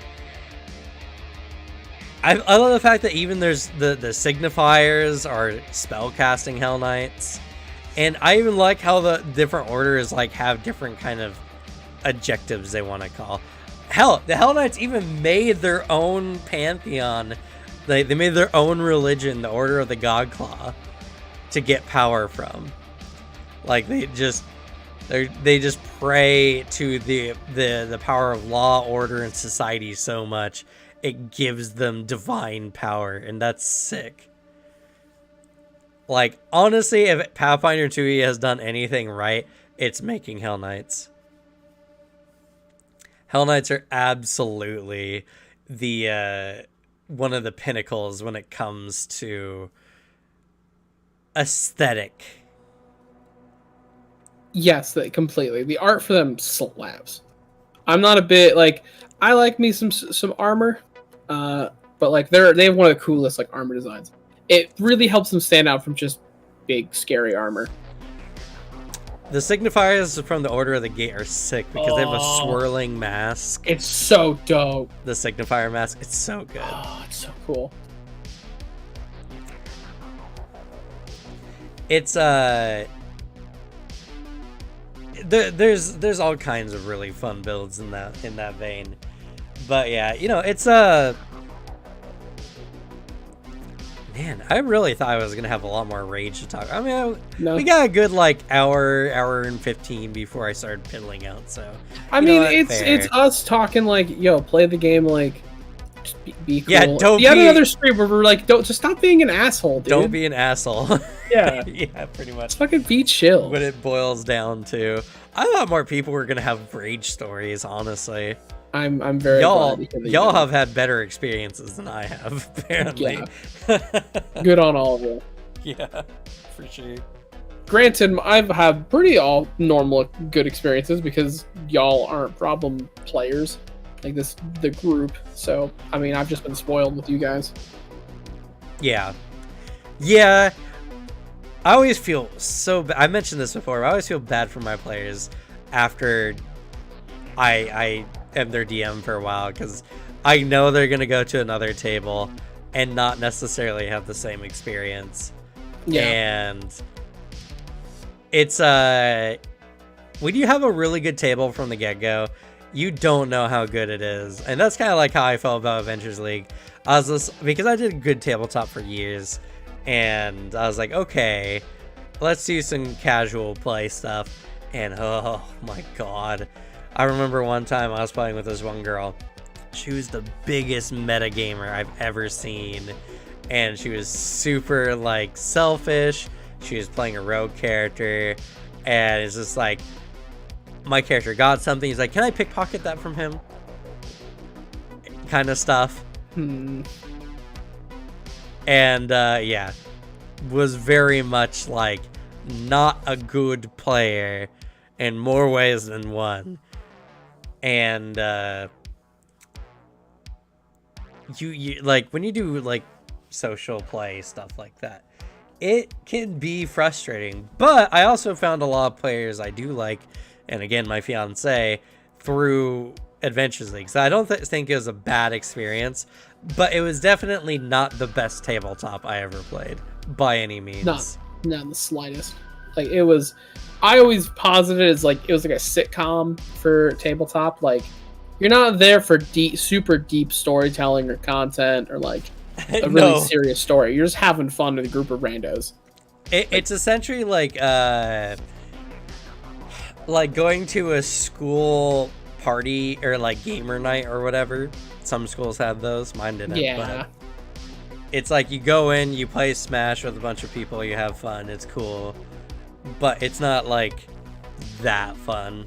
And every once in a while there's a weirdo, like you can just enjoy having your friends over more. Yeah, we're glad you can make it too, Christopher. I have very few stories. Probably helps I was doing role-playing with my friends for years before we started doing tabletop stuff online. Not that it's all been smiles and rainbows. I mean, like, I've had some rough times too with my friends, for sure. And like, to be fair, when I was much younger, my first tabletop experiences, like, the first game I actually officially joined, one of the players was a cheater, and a pretty rampant one. He would pick up his dice all the time, you know? So, you know, he'd be like, oh yeah, I got this number, whatever. Did that all the time. Another player was a meta player, you know, they're Munchkin player. They tried to get the most bang for their buck. Made spiky ball characters, I called them. That player's a murderer, by the way, now. He's in jail. Yeah. Huh. That's a fun story. It's It's so surreal to me. In fact, actually, very recently, I think he was convicted to like 36 years or something like that. Good fucking lord. Stabbed a girl over 100 times. Jesus. Yeah, it's weird to know that I play D&D with a murderer. That's one of those things that it's like, it's interesting to me and scary in the prospects. I'm glad that I didn't like this individual and didn't get to know them better. Yeah. True. To be fair, I didn't like them, but I didn't think that they were going to murder someone. So normally, that's often a good takeaway. Someone's not capable of murder. You know, I dated a girl who was very selfish in roleplay in general. That was not fun because I take roleplaying very seriously. Like, there's all kinds of experiences in my own groups I've had. That came out of left field. Yeah, how do you think I felt when I saw it on the news?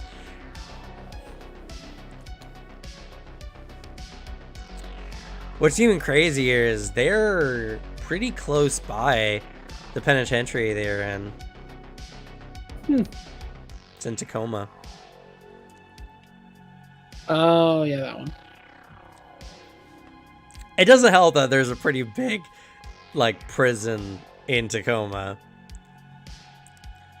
I think it's the biggest one in Washington State. It is. I think it is. It was straight up in Baki. It was. Yeah. Isn't that so weird? Like, you're watching an anime and they mention Tacoma and you're like, oh. Yeah, I was like, holy shit. That's in like I was like, totally that death row inmate is totally from Washington. Guy was straight up like a Washingtonian in that show.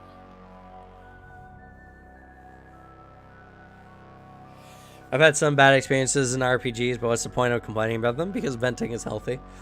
That, or if it's funny enough, it's fun to just point and laugh at stories where it's like, True. that guy was weird, right? And everyone's like, yeah, fucking same. What the fuck? Also, we're creating content.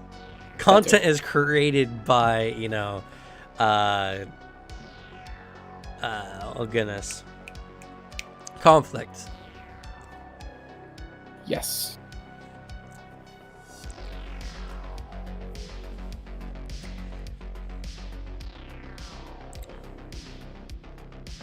Also, man, those people earlier, I don't understand people. They just saw a random live channel and they decide to hop in and be weird and then leave. Just be really... No, I timed them out. Oh, did you? They were really cringe, so I timed them out. I was just ignoring them. I was too, and I was like, are they just gonna keep doing it? Okay. And also, it was like, this isn't funny. I do giggle when someone says Amogus. I think it's funny, but when you spam it, I think you're cringe and weird. Yeah, don't come into someone's live channel and you know, start spamming their chat. No, it's it ain't cool. But you know what? They're probably like kids. They're probably like actual 13. child. Quite possibly. You could say they're pretty sussy. I wouldn't. I forgot my pizza rolls. Dang it, Cam. That's not my fault, you goblin. Sounds like it's your fault.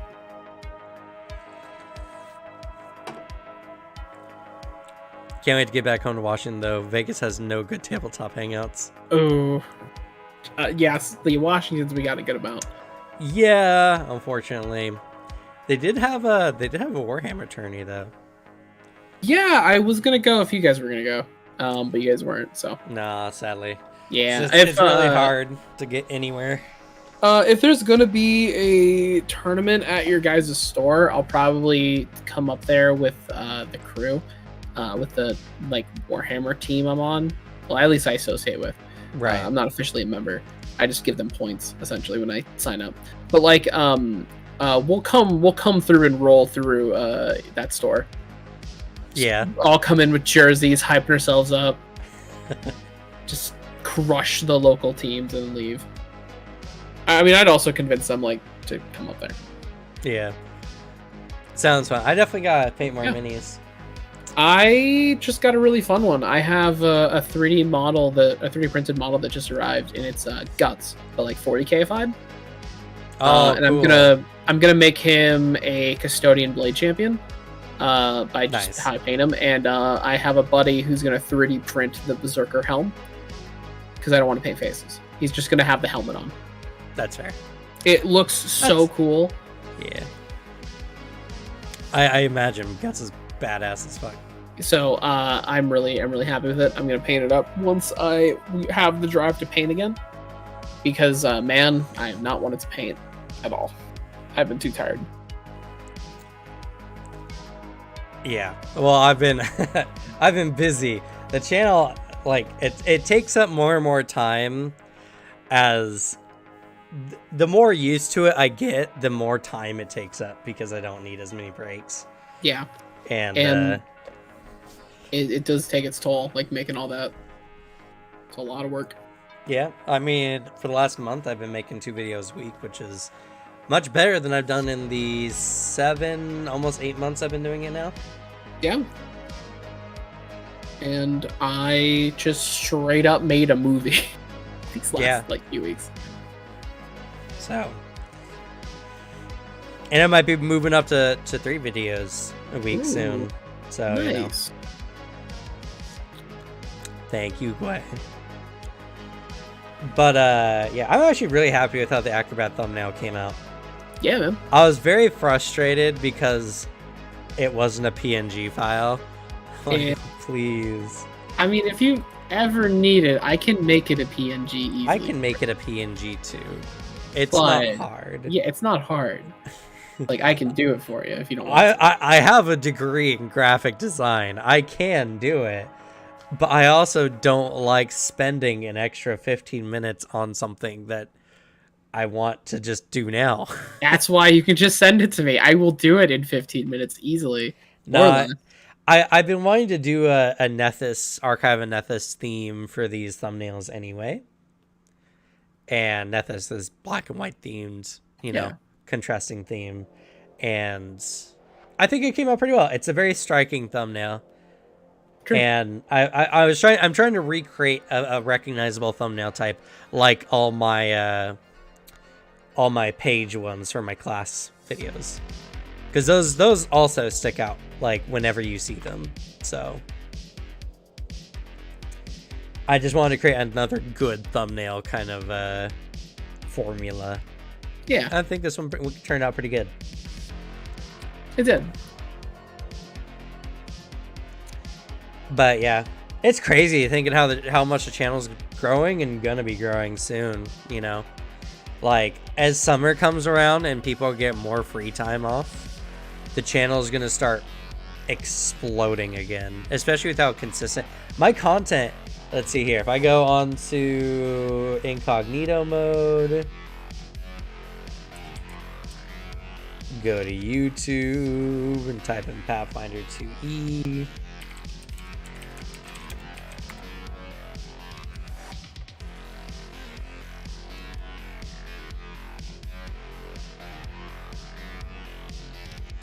I don't have a video. Oh, there it is.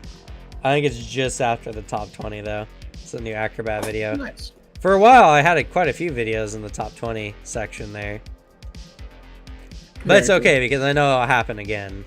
And now scrolling, I'm seeing a lot more of my videos kind of popping up in the list. Hell yeah. And, all right. See you, Christopher. See you. And in like a month and a half or so, I'm probably gonna share it in this. I don't know.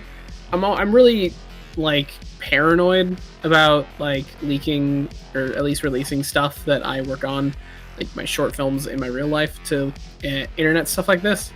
Because I would like to stay somewhat anonymous, but like as much as I can, I understand that it's probably not hard to figure out where I live, especially like and find me. It's probably not the hardest, but like I want to keep like that separation, because I don't want people walking up to me and approaching me in the street. That's weird. I don't like it. But I do want to share the movie I made. Probably be fine. And I think the desire to share it will probably outbeat my like desire for privacy. My paranoia. I just gotta say, Alex, you want your cake and to eat it too. You want to produce things that people want to see, but also be anonymous, like the mysterious movie maker. I don't like the idea. I know at least I can get over it, but like I just don't want people knowing where I am. I'm uncomfortable by the idea of the internet knowing things about me, because like I share as much as I'm willing to share. I don't like the idea of people breaking apart my personal life, because that's fucking weird behavior that people do. Yeah. I mean, but it's probably something I'll just have to get over, honestly. It depends on how public you want your stuff to be, you know? Yeah, fair. Unfortunately. But like, if I do... Go ahead. No, okay, you go ahead. Okay. But if I do release it, all of y'all in the audience, watch it, boost it up, and just talk about in the comments like, man, if only like some producer out in Hollywood picked this thing up, you know? Like, just help make this a feature. Help get me a career out of this shit. Because that's why I am actually genuinely proud of like the work we did. It is. I think we're gonna gear up to an actual like good finalist in a few festivals. That sounds awesome. Sounds very cool. Yeah. Honestly, I've been pretty happy with how this YouTube channel has been going so far. I mean, like, unfortunately, it hasn't just been one of those runaway channels, which, you know, what can you do? Happens. Yeah. Yeah. It's a possibility, but not likely. Because, like, I always think about, like, the Rules Lord. The Rules Lord just came up out of nowhere and started making videos. Yeah. I mean, there's... just he popular. Did. He just fucking appeared one day and, like, just out the gate swinging. Like, another YouTuber like that I think deserves all the love they can get is a YouTuber by the name of Soup Emporium. He literally appeared out of fucking nowhere with some of the best video essays I've ever seen. Like, he made a really good video on, I found him because Fallout New Vegas. He made a video on Fallout New Vegas, and I'm obsessed with that game. Then he did one on, like, Half-Life versus Black Mesa, like the remake. He did one on a really good Chernobyl documentary. His latest video is really good. It's a video on why, Yellowstone isn't going to explode and kill us all. Oh, that's not going to happen. Right. Yeah, his entire channel is just really good video essays. I love that guy. He's phenomenal. He deserves all the love he gets. He puts a lot of work and care, and his style is really fun. And he literally appeared out of nowhere. I don't think he had a major internet presence. I think he was just working on video essays for like 3 years and then just appeared. Yeah, Nonats was doing like, I think he suddenly got like 2,000 subs in like his 5-month mark or something like that. Huh. Nice. And like he had a lot of jumps around that time. His content was really taking off. To be fair, it was at a time when the only other person who was really making content for Pathfinder was Collective Arcana, who does a lot of the videos of like on like talking about the systems of the game. There's also how it's played. Another one whose major videos were just about like talking about the various rules of Pathfinder 2e. And they were like the only two channels really talking about Pathfinder 2e all that much. And then Nonat came in, made some good infotainment style videos, and just blew up, you know. That's all it takes, some solid infotainment. So, you know, the big thing about, for anyone who wants to do content creation, I'll tell you, the big thing about being a good content creator is consistency and being willing to push your content and invest in what you're working on, and then hoping that you get a break, because there's channels out there who've done phenomenal content who just never get that chance. True. But But for someone like me who went from having like nothing to 600 you know, like getting nearly 100 subscribers a month. That was purely just from trial and error. And to be fair, like, I've had YouTube channel for 9 years. Like, you can scroll back on the channel, and I've been making content on the channel for 8 years is the oldest video. But I wasn't consistent. There's lots of times where I just stopped like halfway through a year after 6 months or whatever. And it was only until this year when I sat down and started actually focusing on the channel that it started growing, and it started growing pretty fast, honestly. Ran into the holiday season, which was a little bit rough. And then I lost a lot of consistency at that time as well. But I've been getting more consistent, and it's been showing my metrics have been showing that there has been a pretty consistent growth now. And I just gotta wait for that time where people come and watch the content and everything takes off. Or I start in a line of content, you know, that is a lot more successful. But content creation is like 90% work and 10% luck. Because you need to be working hard when the luck comes by for it to actually mean anything. Mm-hmm. Otherwise, there's a lot of channels that blow up and then they die down. Yeah, very true. I know I followed channels like that. I follow for like one thing, and then they just don't keep consistent with it, so I just like stopped. Yeah. And you know, I've seen channels get up to almost 1 million and then die instantly. You know, back in the good old days of Yummy Mash, if anyone's been an old YouTuber, Yummy Mash was honestly one of the top growing let's players / like scare channels back in the day. He played with Markiplier, played with Jacksepticeye, and then just dipped into a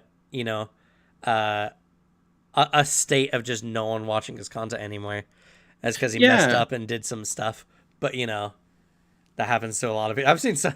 Oh man, thinking about like Arcadum and the fact that what he did was so good, and then he just blew that up out of nowhere.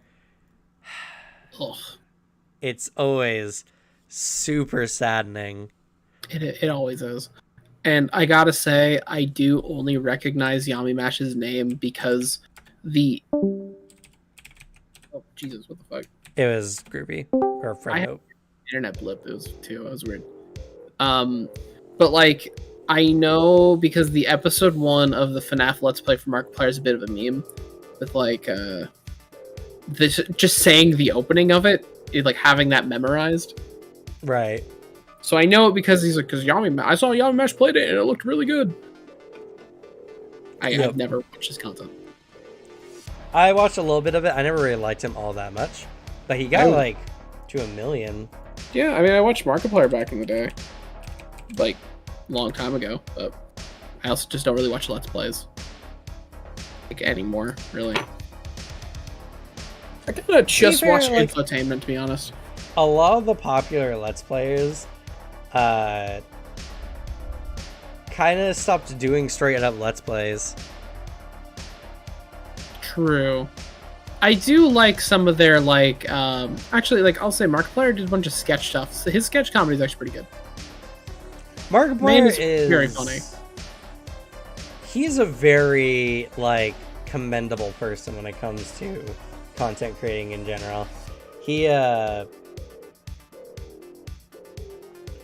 because like In Space with Markiplier, it's a great series. It's a phenomenal series.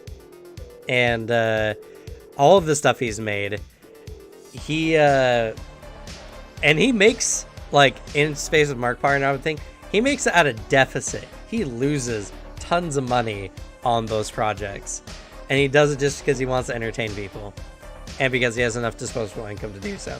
But you know, There's actually a lot of people I follow and have been following the workout for a good long time who are actually working on In Space Markiplier. Where I see them talking about working on it, I'm like, oh shit, hell yeah. And I see like Rice Pirate. He's an animator been following for a while. He's working on it. So I think he's friends with Mark.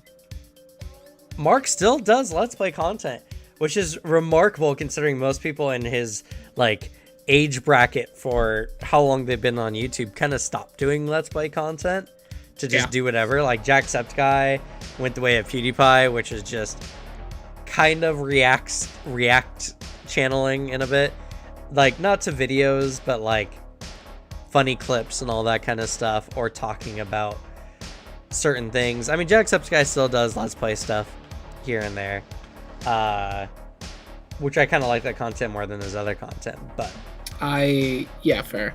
I like every once in a while Jacksepticeye will show up in another like stream or video, and I think he's really good in it.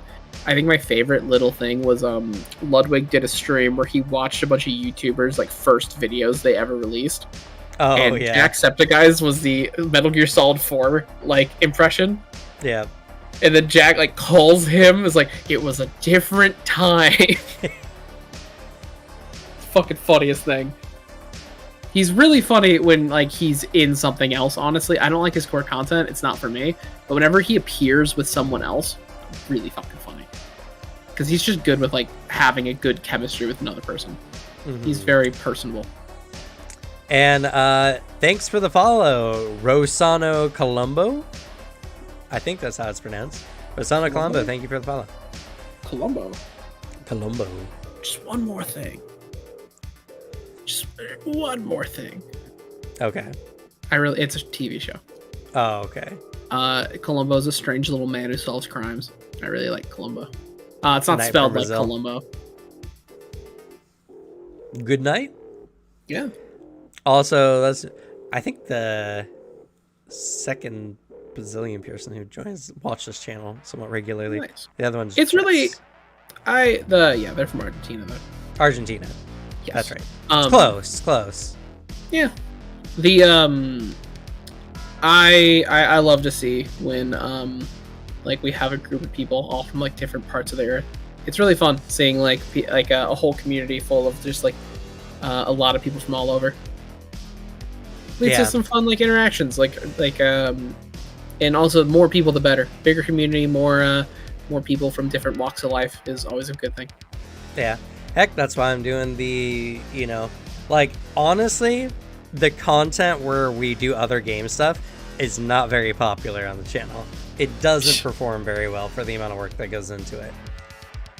I don't care. It's fun to look into new games. I like variety.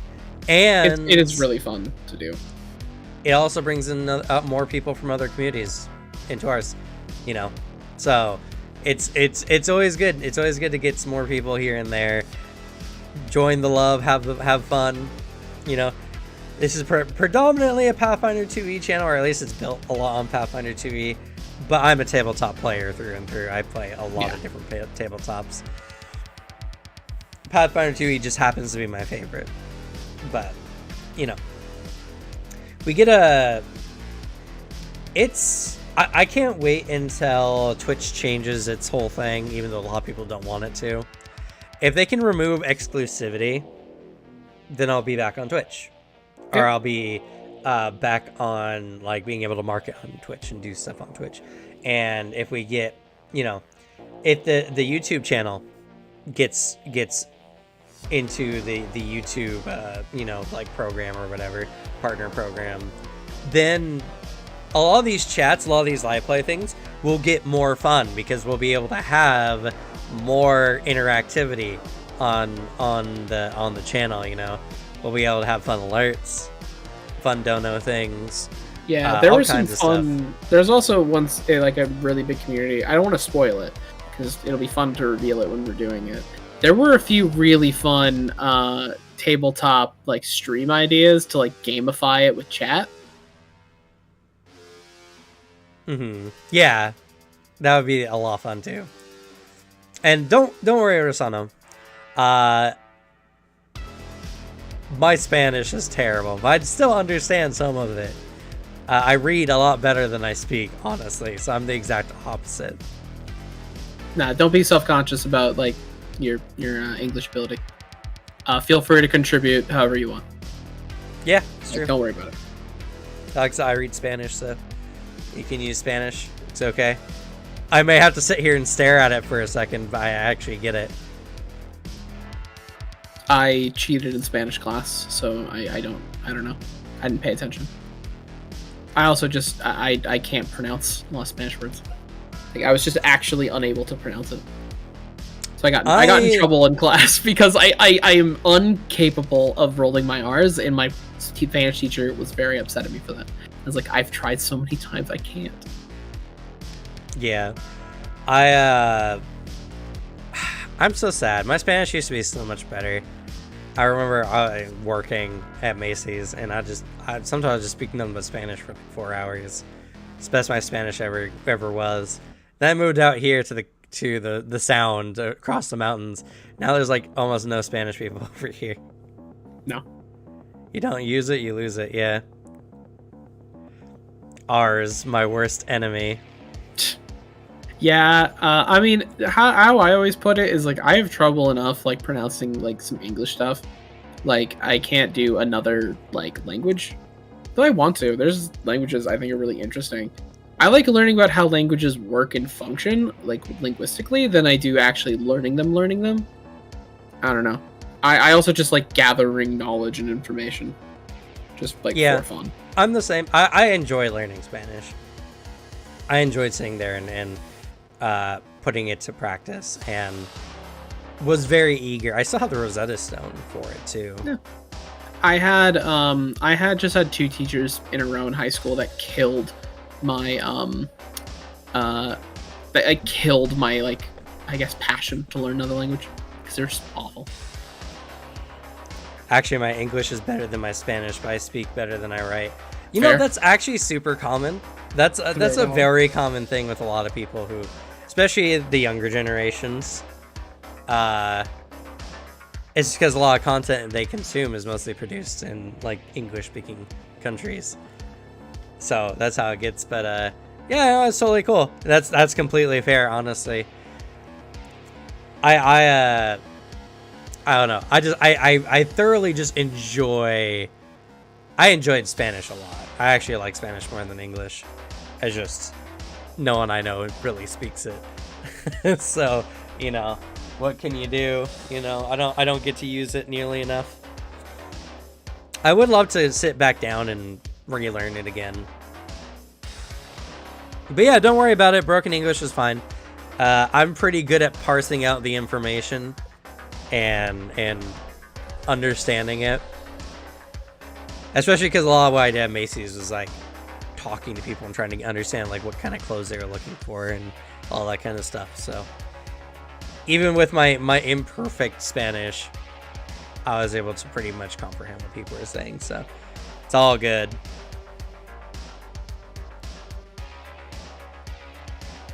Good luck, Ray. Have fun at work. You know, that does make sense. Like, it does, yeah. Makes a lot of sense. Speaking it more than writing. Well, yeah, you know, it's just like, when was the last time you actually wrote anything, honestly? I'm an outlier there, so I can't totally answer. I guess you're a script writer? Yes. That's fair. Yeah, that's fair. I'm not the average person, like, day-to-day writing stuff out. I do that. But that's fair. Most people don't write a whole bunch. Exactly. Holy shit, though. I am, like, I'm so excited to just, like, do nothing for a day or two. Oh, fuck. You mean a day or two? Don't you have a month off? Yeah, but, like, right now, in, like, the short term, you know? That's fair. Looking forward to tomorrow. Or today, I guess. I have D&D tomorrow. That's right. But, like, I'm excited because I get to play D&D again. That's true. But, you missed out the last couple weeks. I did. I was, like, gone for 2 weeks. I was real sad about it. But, like, Q's been working on some fun extra stuff for my character because he ascended. Real happy about that. the stuff he's been writing for me is really dope. And then like I just get to role play again, but like at least tonight I'm just gonna do nothing. Holy fuck! I've been like just busy or just out of my house. Like my roommates haven't seen me for like 2 weeks. Yeah, yeah. Because I've been like a nocturnal and like leaving and coming back at like 4 a.m. Yeah, I've been working as much as I can. Devin had some days off, so it's been a little rough because because my office is the living room. I don't like working and making people feel like they can't be in their own living room. It very much. I wish I had an actual office. That would be ideal. But it's one of those things where I've had to stay up until he goes to bed at like 5 a.m. so I can bust out a video by my 8 a.m. normal time that I produce. So, fortunately, this week's been back to normal, so I've been able to work at my normal time, which meant I've been sleeping a lot more because I've been able to actually get it done and then rest appropriately. Cannot relate. We don't have much opportunity to use English in Brazil, unfortunately, which ends up becoming an obstacle. Yeah, that really does sound rough. Like, but still, it's impressive that you know 2 languages as well, because in America, like, American people are dumb. Not common. we don't learn multiple languages. No. Granted, I posit it because the high school system itself just doesn't do right. But like, well, our politics also just don't demand that we do. That's unfortunately, we speak the most we speak the most internationally spoken language in the world. So it's not the most spoken language in the world. A lot of people get that confused. It's not the most spoken language in the world. It's Mandarin, right? It's Mandarin, yes. Yeah. More people by like several billion speaks Mandarin. But like that's one thing I dislike. Like in America, we just don't feel like we have to learn anything else. But like you go over to like Europe, and most people in Europe speak 2 or 3 languages. It's sad. I love learning extra languages, but we just don't use them enough here, so it doesn't really become popular. I feel like there are ways to build the passion for it in schools. I think besides the politics thing, I think genuinely a big reason is because like a lot of times the system of our education just crushes it out of you to like want to engage with it because like it's a forced thing. I think the decision to force a decision like that in America with Americans like culture, I think ruins the care to do it. If it was a choice, I feel like I would have been way more willing to take a language class for myself if I had the option to do it. That's the thing. I disagree. I don't know. I think if you try to force something like that, in America it breeds opposition. But when you make it a choice, people will do it. You just have to trick them. Because we had it as a choice in our school, so it didn't make any difference.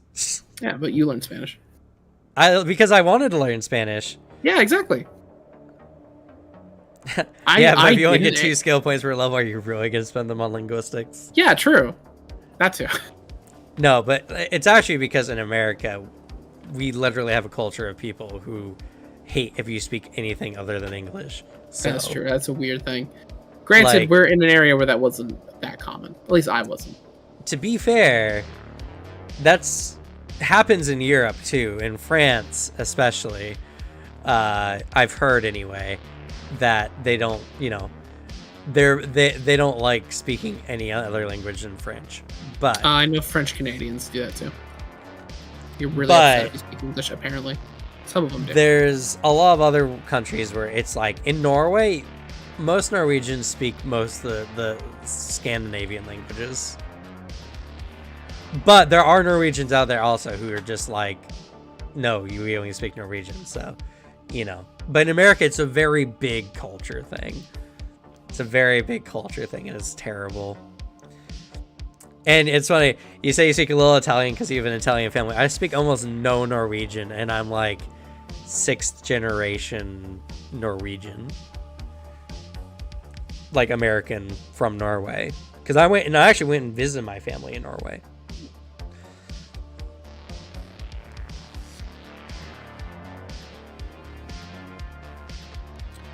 I knew a lot of people in my high school that were big weebs and learned Japanese.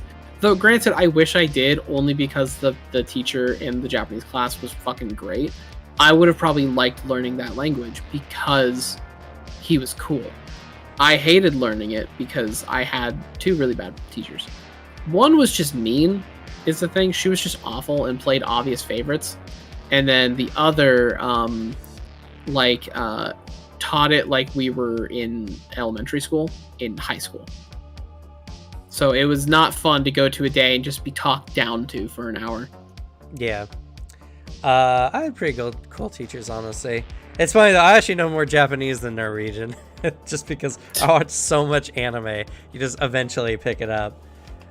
But, no, Rosano, you're fine. You're doing pretty okay. Doing pretty good, so don't worry about it. Feel free to chat as much as you want, and we'll talk back at you. I promise. Yeah. Man, like, the, it was all, like, the history classes and English classes where the teachers were actually good in my high school. I had some pretty good teachers for Spanish all the way up through college. Maybe I would have liked it if I had a good teacher. Who knows? It's hard. Unfortunately, I learned almost nothing from those classes. All my Spanish came from Rosetta Stone and practical use. I just don't like the concept of practice. That could also be it. I mean, it was easy for me because I lived in a town that had 50% almost Hispanic population. Fair. I never learned an instrument because I'd have to try outside of assigned times. I didn't like languages because I have to try outside of school. Yeah, no, that's it. Maybe I just don't like practice. If I don't need to do something that doesn't make me like practice every day, I'm into it. So I don't play instruments or anything like that because that's hard. Can't be hard. I don't know. Learning. Unfortunately, like I said, sometimes you just can't do it in school. Yeah. I learned Spanish because I went out to actually go and practice. College is a waste. Yeah. I mean, I agree and disagree. I think community college is good. I think community college works out pretty well. I'm in film school right now, and I feel like I'm getting what I paid for. So. Yeah, I went to graphic. I actually wanted to go in for game design, and I got a graphic design degree instead. And honestly, besides using Photoshop, like, I got nothing from it. So, you know, and like, actually, Rosana makes a good point. What is your job? Because trust me, college is worth it if you're going to be a doctor. Please go to school if you want to be a doctor. I definitely could have become a filmmaker by not going to college, but I am learning a lot, and more importantly, I am making a lot of contacts with people, and now I have a large group of people that I enjoy creatively, where we're all trading like info and like contacts. I've built a network that is going to be expanding post-graduation. So honestly, the experience of going to college, I think, is more worth it than anything. Going out, living on your own. This is very necessary for me. I have definitely, I feel like I've become a much stronger person in general. Honestly, you become more competent as a person when you go out. And you have to learn how to survive, you know, and work and do all that kind of stuff. And, yeah, it's been... I have enjoyed college immensely more than my other forms of schooling. Granted, I am now only focusing on a thing I like, because my education, especially this quarter, is make a movie. Okay, movie, you're done filming. Now your job is done. Now just hang out for a while. I also went to ITT Tech, so I feel you're there at Phoenix. I'm actually trying to get my student loans, like, forgiven for going there. after ITT's debacle. My buddy started at the time where he got everything forgiven. I'm so jealous. Also, respect, fellow Zotan the Bear fan. Respect. That is, for your information, Cam, that is the voice actor for Lehman Russ in TTS. Really? Yes, Zotan. Oh, Zotan's that's great. crazy. They're really entertaining. I like Zotan a lot.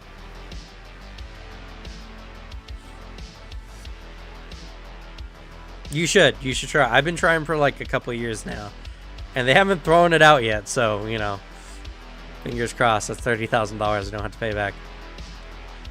Oh hell yeah! That's fucking dope, dude. Yeah, Colombo, that's cool. Being a singer in Brazil, like hell yeah, man. It's cooler than my job. I just sit here and talk about tabletop games. I just go out and I buy props. Like I had to build a collection of 30 porcelain dolls, and I fucking hate it. I did do that. I did in fact really disrespect this doll. That I bought a doll from an antique store. It's this baby, fucking creepy ass baby thing. It looks awful. And I was told when I bought it at the antique store, some customers like, that I feel like there's some definite weird energy behind that. That one could actually have something in it. Meanwhile, me, pure skeptic, is like, yeah, probably. Yeah, sure. And then like a few hours later, I spiked it into a dirt mound and like shoved its face around because I needed to get aged up. If anyone's gonna get haunted, Alex, it's you. I'm so fucking cursed. I was very disrespectful to the dolls, so. Oh, Zoran? Okay. That's fair. Yeah, they're very good. I did like, I like the Wrath and Glory campaign they were doing for a while. I remember I was watching through that. That was real fun. I really do. I think, you know what? I think I'm going to dedicate it this time. I'm going to make a Bloodborne, probably Pathfinder 2E, if not like Anima, camp like one shot for Halloween this year. I think that sounds great. Ooh, that sounds awesome. I think I want to dedicate to that because I think Bloodborne is so great. I still hold Bloodborne, I think, a little bit over Elden Ring. The aesthetic of Bloodborne is just hard to top. Well, and the combat still feels way faster and way more actiony in Bloodborne. It's way more aggressive in the mechanic. I sing heavy metal and rock. Nice. I have a cover recorded on YouTube by Iron Maiden. What's your YouTube? I'm a fucking massive Iron Maiden fan. I want to hear it. I love Iron Maiden. And yes, well, it's not that everyone is required to use one. There are only transforming weapons. So I guess, yes, they will be required to be transforming weapons. I want the Blades of Mercy, or I could just, honestly, I might just go basic with the Saw Blade. I that's the weapons I played through. I think I'll use Pathfinder 2E, but what I'll do instead is each of the weapons will have a certain number of weapon feats, like from some of the classes like Fighter, just put into them automatically. Let me copy that. Because I do hate to say this, but I do got to make some food for my fiance before she goes to work. And I hate to end the chat when we're already like having a great chat here. Oh, there you are. But Rosanna, I'll definitely be listening to this cover here soon. Also, good song pick, man. Really good song pick. It's a really good one, yeah. And I'll look forward to seeing you more in chat.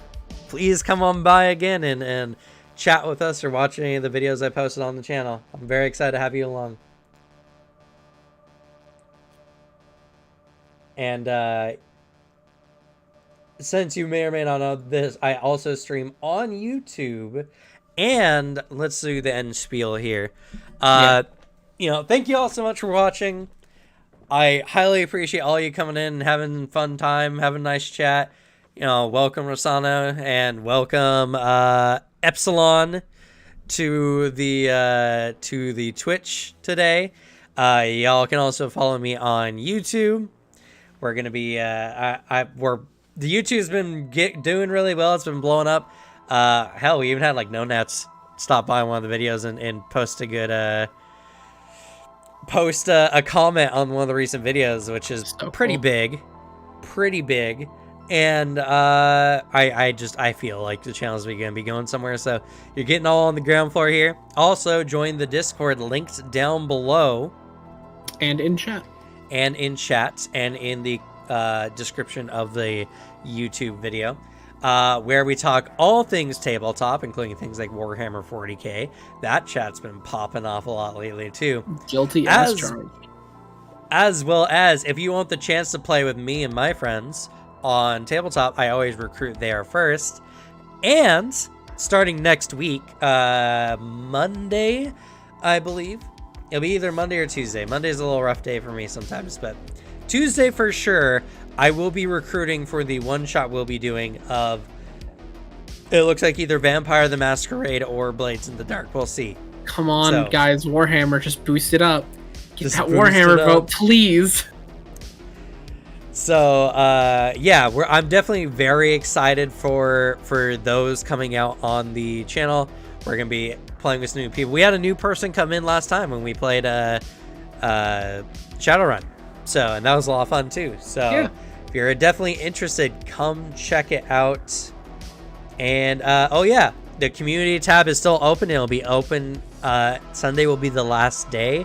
You'll be able to vote on the poll on the channel to see what game we do next. So, with that, I guess we're going to go ahead and say goodnight. Good night. Good night, everyone.